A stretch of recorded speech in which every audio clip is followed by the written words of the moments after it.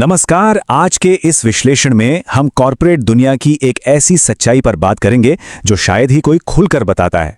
आजकल के office culture को ही ले लीजिए, ऐसा लगता है जैसे हर ईमेल का तुरंत रिप्लाई करना और हर छोटी मीटिंग में अपनी राय थोपना जैसे एक ट्रेंड सा बन गया है, राइट? लेकिन अगर हम प्राचीन चाणक्य नीति की तरफ मुड़ें तो वहां एक बिल्कुल अलग ही लेवल की स्ट्रेटेजी मिलती है। चाणक्य के अनुसार ऑफिस की उस भागदौड़ में मौन रहना यानी चुप रहना कोई कमजोरी नहीं है, बल्कि सच तो यह है कि अपना प्रोफेशनल रुतबा और गजब का सेल्फ कंट्रोल दिखाने का इससे अचूक हथियार कोई और है ही नहीं। तो चलिए इस कॉन्सेप्ट की गहराई में उतरते हैं। चाणक्य का बहुत ही स्पष्ट मानना था कि मौन का मतलब हार मान लेना या चुपचाप बैठे रहना बिल्कुल नहीं है, बल्कि ये एक बहुत ही एक्टिव और रणनीतिक यानी स्ट्रेटेजिक पावर है। वर्कप्लेस पर हर एक बात का, हर एक तंज का जवाब देना बिल्कुल भी जरूरी नहीं होता। सच कहूं तो कभी कभी सिर्फ चुप रहना ही सामने वाले को सबसे करारा जवाब दे जाता है, और खासकर जो लोग अपने करियर की शुरुआत कर रहे हैं उनके लिए यह संयम और मैच्योरिटी दिखाने का सबसे बेहतरीन तरीका है। इस पूरे विश्लेषण को हम 4 अहम हिस्सों में समझेंगे। पहला, अपने आंतरिक विचारों यानी अपने इनर थॉट्स को कैसे सुरक्षित रखें। दूसरा, ऑफिस के विवादों को कैसे हैंडल करें। तीसरा, साथ काम करने वालों की नेगेटिव एनर्जी से कैसे बचें। और चौथा, अपने खुद के प्रोफेशनल ईगो पर कैसे लगाम लगाएं। चलिए पहले खंड से शुरुआत करते हैं, जो है अपने आंतरिक संसार की रक्षा करना यानी अपने सीक्रेट्स और नॉलेज को प्रोटेक्ट करना। ऑफिस में असली सेफ्टी इस बात पर टिकी है कि किसके साथ कितनी बातें शेयर की जा रही हैं। चाणक्य नीति एक बहुत ही कड़ा नियम बताती है। 3 चीजें ऐसी हैं जिन्हें हर हाल में हमेशा गुप्त रखना चाहिए। वो हैं योजनाएं, कमजोरियां और अगला कदम। अक्सर होता क्या है, लोग उत्साह में आकर कॉफी ब्रेक के दौरान अपने नए प्रोजेक्ट आइडियाज या अपनी किसी कमजोरी का जिक्र कलीग से कर बैठते हैं, पर एक मिनट रुककर सोचना जरूरी है। ऑफिस में हर मुस्कुराता हुआ चेहरा शुभचिंतक नहीं होता। समय से पहले अपनी स्ट्रैटेजी बता देना असल में कॉम्पिटिटर्स को फायदा उठाने का एक ओपन इनविटेशन देने जैसा है। अब जरा इस बात पे गौर करते हैं। लोगों में एक बड़ी ही अजीब सी लेकिन बहुत कॉमन आदत होती है, अधूरी जानकारी के साथ भी कुछ ना कुछ बोलने की। किसी बहुत ही इंपॉर्टेंट मैनेजमेंट मीटिंग में बैठे हैं, टॉपिक के बारे में बस आधा अधूरा ही पता है, फिर भी अपनी राय देना या एक्सपर्ट बनने की कोशिश करना, ये एक बहुत बड़ी ब्लंडर हो सकती है। इसके बजाय एकदम शांत रहकर माहौल और सिचुएशन को ऑब्जर्व करना सच में सबसे बड़ी समझदारी है। चाणक्य नीति के स्रोत में इसके लिए एक कमाल की तुलना की गई है। कहा गया है कि अधूरा ज्ञान पानी में आधे डूबे हुए जहाज की तरह होता है।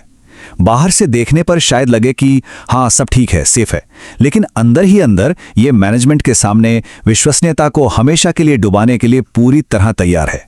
अगर किसी टॉपिक पर पूरी कमांड ना हो तो बस मीटिंग में शांति से सुनना ही सबसे स्मार्ट और सेफ डिसीजन होता है। इसके साथ ही एक और गोल्डन रूल है, ऑफिस की उन फालतू गपशप या विवादों से कोसों दूर रहना चाहिए जिनसे कोई सीधा लेना देना ना हो। बिना मांगे एडवाइस देना या किसी दूसरे डिपार्टमेंट के पचड़े में पड़ना सीधा सीधा अपनी प्रोफेशनल इमेज खराब करना है।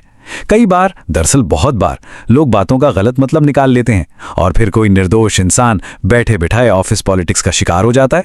लेकिन यहां एक बहुत ही प्रैक्टिकल और बड़ा सवाल सामने आता है। जब कोई विवाद, कोई झूठा आरोप घूम फिरकर सीधे हमारे ही सिर पर आ गिरे, तब इस मौन रूपी ढाल को कैसे टिकाए रखें? इसी के साथ हम आते हैं दूसरे मुख्य भाग पर, विवादों को संभालना और उन्हें डी एस्केलेट करना। जब बहस बहुत गर्मा जाए तब मौन एक ऐसे अचूक हथियार का काम करता है जो ऑफिस के उस टॉक्सिक और स्ट्रेसफुल माहौल को सेकंड्स में न्यूट्रलाइज कर सकता है।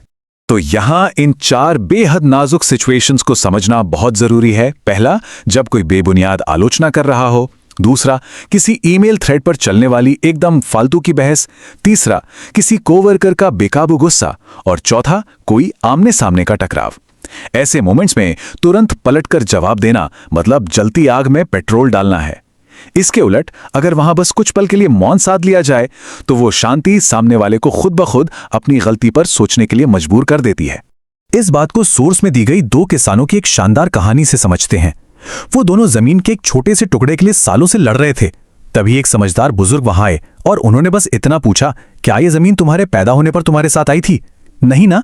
तो क्या मरने के बाद तुम्हारे साथ जाएगी? इस एक बात ने उन दोनों को पूरी तरह खामोश कर दिया। हमारी कॉर्पोरेट लाइफ भी कुछ ऐसी है, किसी प्रोजेक्ट के क्रेडिट के लिए लड़ना या छोटी छोटी बातों पर ईगो क्लैश होना। अगर गहराई से देखा जाए तो ये सब इसी तरह एकदम बेमानी और व्यर्थ होते हैं। तो इसका सीधा सा लॉजिक ये है कि जिस तरह भड़कती आग को शांत करने के लिए पानी की ही जरूरत होती है, ठीक उसी तरह किसी अग्रेसिव क्लाइंट या बहुत ज्यादा गुस्से में आए हुए कलीग को हैंडल करने के लिए मौन और भयंकर धैर्य चाहिए होता है।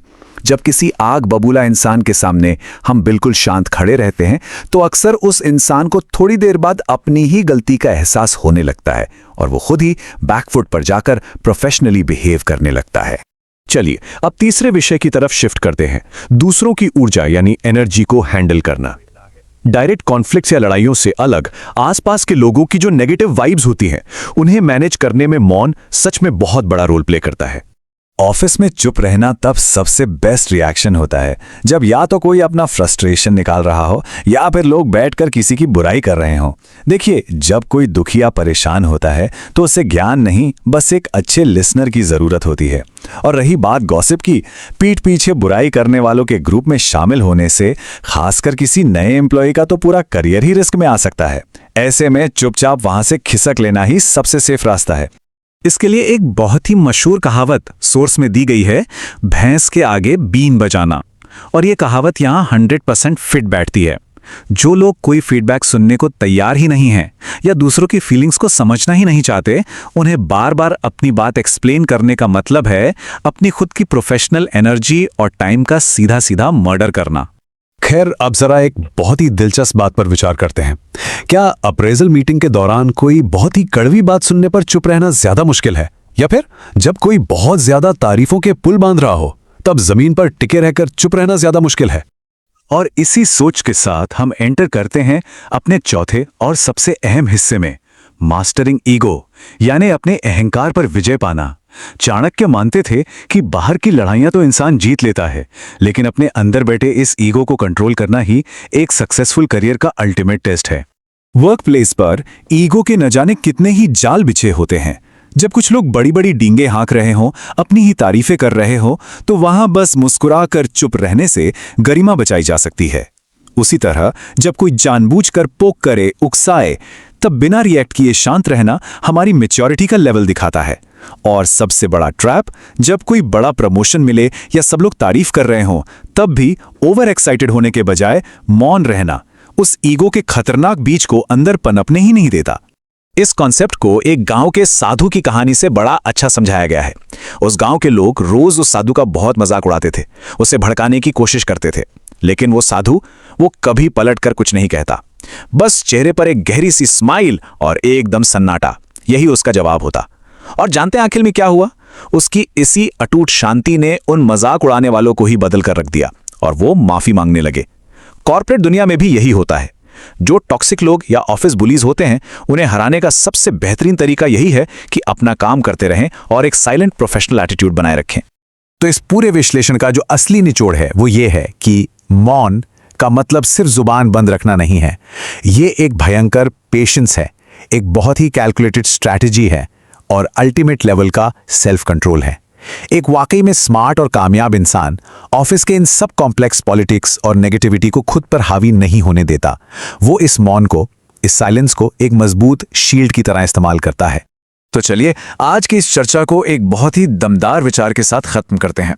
सोचिएगा जरूर कि अब अगली बार जब किसी मुश्किल मीटिंग में बैठेंगे या किसी ट्रिकी ईमेल का रिप्लाई ड्राफ्ट करेंगे, तो वो रिप्लाई ईगो से टाइप होगा या फिर मौन और समझदारी की इस सदियों पुरानी टाइमलेस पावर से। अगली बार जब भी फौरन रिएक्ट करने का मन करे, तो बस 1 सेकंड के लिए रुककर इस बारे में जरूर सोचिएगा।